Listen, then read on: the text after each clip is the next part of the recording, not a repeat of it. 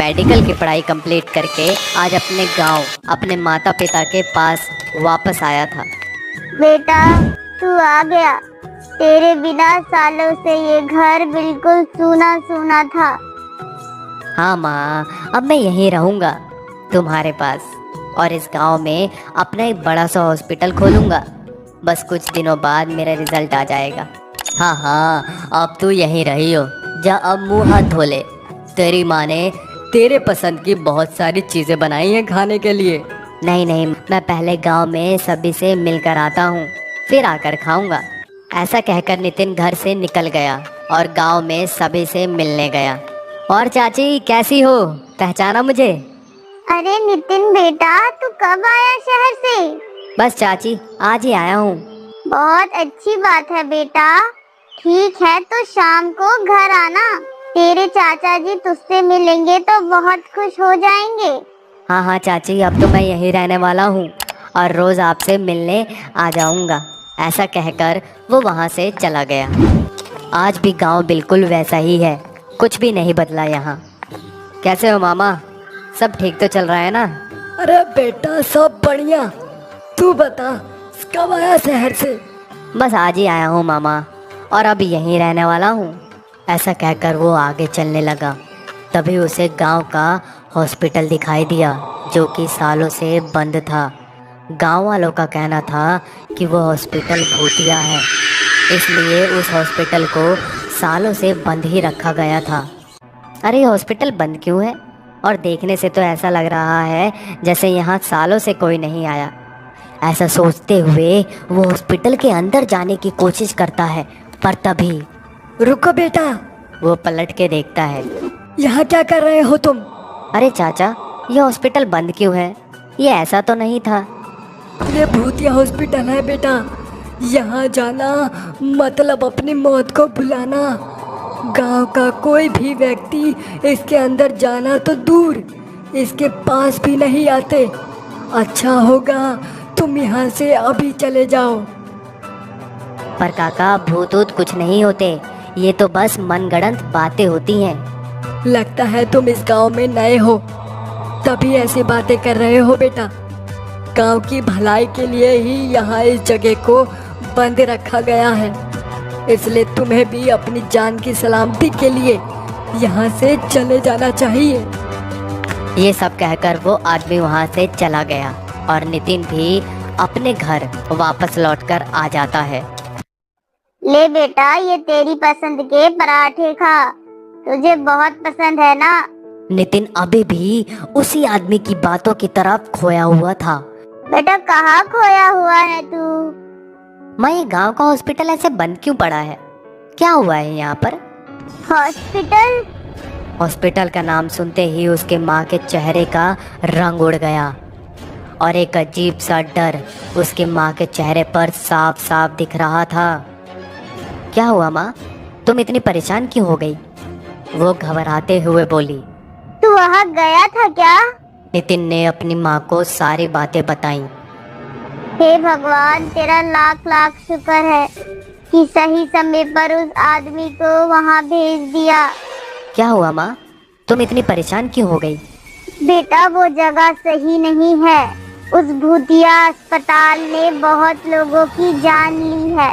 वो हॉस्पिटल नहीं बल्कि मौत का शमशान है। आज भी वहाँ से कभी कभी किसी के चीखने और चिल्लाने की आवाजें आती रहती है। कोई भी नहीं जाता है वहाँ। बेटा, तुझे मेरी कसम है, तू आज के बाद वहाँ कभी नहीं जाएगा। माँ की कसम के चलते नितिन चुप हो गया और कुछ नहीं कहा उसने। ऐसे ही दिन आराम से बीत रहे थे, पर एक रात की बात है। एक लड़का नितिन के घर आता है, जो काफी घबराया हुआ था। अरे प्रकाश, तू क्या हुआ? तो इतना घबराया हुआ क्यों है? चाचा जी, वो मेरे पिताजी की तबीयत बहुत खराब है। सुबह से ही वो उल्टियाँ कर रहे थे, जिसके बाद वो अब कुछ बोल भी नहीं रहे हैं और उनकी हालत बहुत खराब है। क्या? तू परेशान मत हो, हम सब अभी वहाँ चलते हैं। सभी लोग वहाँ जाते हैं। नितिन उनका चेकअप करता है। इन्हें ब्रेन स्ट्रोक हुआ है, जल्दी ही इन्हें किसी हॉस्पिटल में ले जाना होगा। बेटा, पर शहर तो आज ले जा नहीं सकते, क्योंकि गांव से शहर जाने वाला रास्ता बारिश के चलते ढह गया है और रास्ते को ठीक होने में कम से कम 2 दिन तो लगेंगे। पर इनके पास टाइम बहुत कम है, जल्दी से जल्दी इनका इलाज करना होगा। इसका मतलब मेरे पिताजी अब नहीं बच पाएंगे। ऐसा कहकर वो रोने लगा। सभी गांव वाले भी बहुत परेशान हो गए थे कि आखिर अब कैसे और क्या करें। गांव का पुराना हॉस्पिटल, भले ही वो जगह सालों से बंद है, मगर वहाँ मुझे दवाइयाँ ज़रूर मिल जाएंगी। ऐसा कहते हुए वो हॉस्पिटल के सामने पहुँच जाता है और उसके अंदर जाता है। अंदर चारों तरफ बिल्कुल सन्नाटा था। अजीब सी बदबू चारों तरफ फैली हुई थी। अंदर का माहौल काफ़ी डरावना था, पर नितिन फिर भी हिम्मत करते हुए आगे बढ़ गया और हॉस्पिटल के स्टोर रूम तक पहुंच गया। वहां उसे काफ़ी ढूंढने के बाद दवाइयां मिल गईं और उन दवाइयों को उठाकर वो बाहर आने लगा। लेकिन तभी उसने देखा वहां दूर दूर तक खून के छींटे गिरे हुए थे, जिसे देखकर वो बहुत घबरा गया। खून? पर ये किसका खून है? यहाँ तो कोई आता भी नहीं है और देखकर लग रहा है कि ये खून हाल ही का है। पर ये हॉस्पिटल तो सालों से बंद है, तो ये ताज़ा खून यहाँ पे कैसे? खैर, अभी तो मुझे जाना होगा यहाँ से, क्योंकि गांव में चाचा की जान जल्दी से जल्दी बचानी होगी मुझे।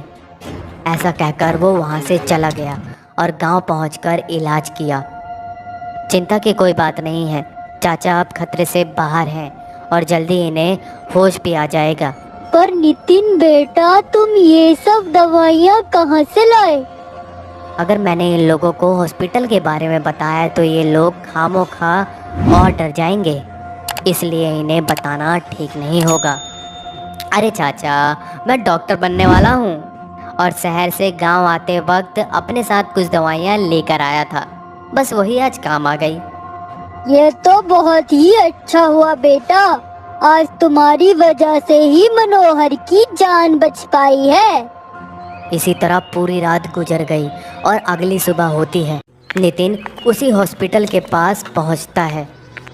वहां जाकर नितिन की नज़र नीचे पड़ी तो उसने देखा वहां बहुत से पैरों के निशान थे, जो कि हॉस्पिटल के अंदर तक जा रहे थे। अरे यहाँ तो कोई भी नहीं आता, फिर इतने सारे पैरों के निशान यहाँ किसके हैं? ऐसा सोचते हुए वो अंदर जाता है। तभी उसे किसी के गुर्राने की आवाज़ आई, जिसके बाद वो आवाज़ की दिशा की तरफ जाने लगा।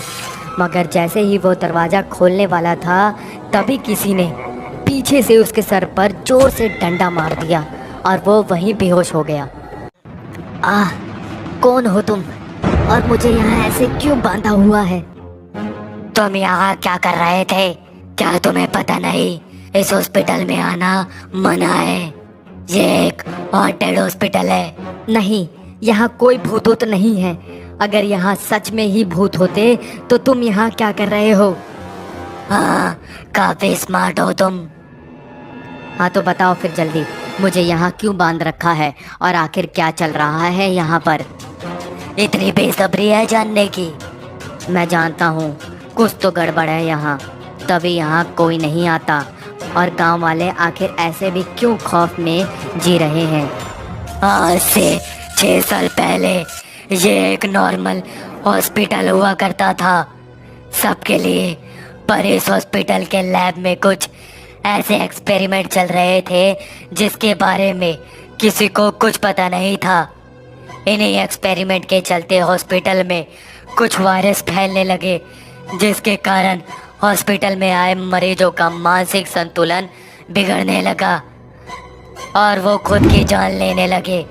कुछ लोगों ने हॉस्पिटल की छत से कूदना शुरू कर दिया, कुछ ने हॉस्पिटल में रखे सामान से खुद की जान ले ली। ये बात हमारे गवर्नमेंट को हम नहीं बता सकते थे, क्योंकि यहाँ जो एक्सपेरिमेंट चल रहे थे वो इलीगल थे, जिसके चलते हॉस्पिटल के सभी स्टाफ को कड़ी सजा हो सकती थी। वायरस बहुत तेजी से फैल रहा था और इन सब चीज़ों को सीक्रेट रखने के लिए हॉस्पिटल को बंद करना ज़रूरी था। गांव के लोगों में अंधविश्वास बहुत ही ज्यादा होता है। इसी का फायदा उठाकर हॉस्पिटल के स्टाफ ने हॉस्पिटल में भूत प्रेत का साया बताया और मौत के पीछे बुरी शक्तियों का हाथ बताया, जिसके चलते इस हॉस्पिटल को बंद कर दिया गया ताकि यहाँ कोई ना आ सके। और धीरे धीरे ये हॉस्पिटल एक भूतिया हॉस्पिटल में बदल गया। अच्छा, तो ये गलत काम किया है तुमने इस हॉस्पिटल में, और तुम्हारे वजह से कितने निर्दोष लोगों की जान गई। और वो जो एक्सपेरिमेंट चल रहे थे उसका क्या हुआ? ये सब तुझे जानने की जरूरत नहीं है। चल, तेरा टाइम खत्म, अब गुड बाय बोलने का टाइम आ गया है। पर तब तक नितिन पीछे से अपने हाथ को खोल चुका था और उस आदमी से उसकी बंदूक छीन लेता है। पर उसके बाद दोनों में हाथापाई होने लगी और नितिन के हाथों से गोली चल गई, जिसके चलते तुरंत ही वो आदमी मर गया। नितिन इन सब चीज़ों से बहुत डर जाता है और पुलिस के पास जाता है। पुलिस वालों से वो सारी बातें बताता है। पुलिस तुरंत ही अपनी टीम के साथ हॉस्पिटल में छापा मारती है, जहां कुछ डॉक्टर्स डेड बॉडी पर गलत एक्सपेरिमेंट कर रहे थे, जिसके बाद सभी डॉक्टर्स और स्टाफ मेंबर्स को गिरफ्तार कर लिया गया। उस दिन के बाद उस हॉस्पिटल से अब कोई नहीं डरता था। कई साल पहले की बात है। मैं जोधपुर के एक छोटे से गांव में प्राइमरी स्कूल में अध्यापक था। मेरे साथ उसी स्कूल में 5 अध्यापक और थे। उन लोगों की शादी हो चुकी थी और उनका अपना अपना परिवार था और मैं कुंवारा था। मेरी शादी नहीं हुई थी। सब लोग गांव में मकान भाड़े से लेकर रहते थे और मैं स्कूल के पास ही एक अलग छोटा सा कमरा बना हुआ था, जिसमें मैं अकेला ही रहता था। स्कूल के चारों ओर खेत और झाड़ियां थी।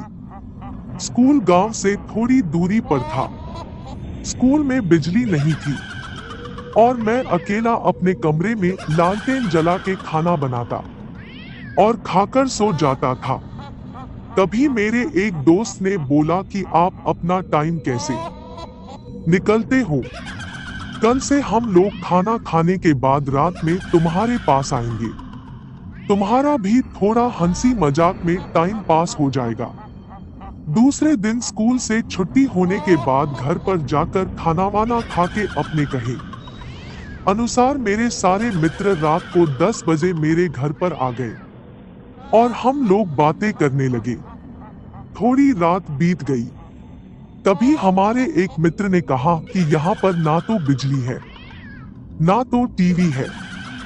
हम लोग बैठकर यहाँ पर क्या करेंगे? चलो आज हम लोग थोड़ी मस्ती करते हैं।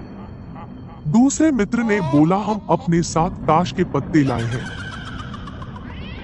चलो खेलते हैं। और हम लोग धीमी लालटेन को जलाकर उसके सामने बैठकर ताश खेलना चालू कर दिया। थोड़ी देर बाद गर्मी लगने लगी तो हमने सारी खिड़कियां खोल दी तो अच्छी हवा आने लगी और हम लोग ताश खेलने में व्यस्त हो गए।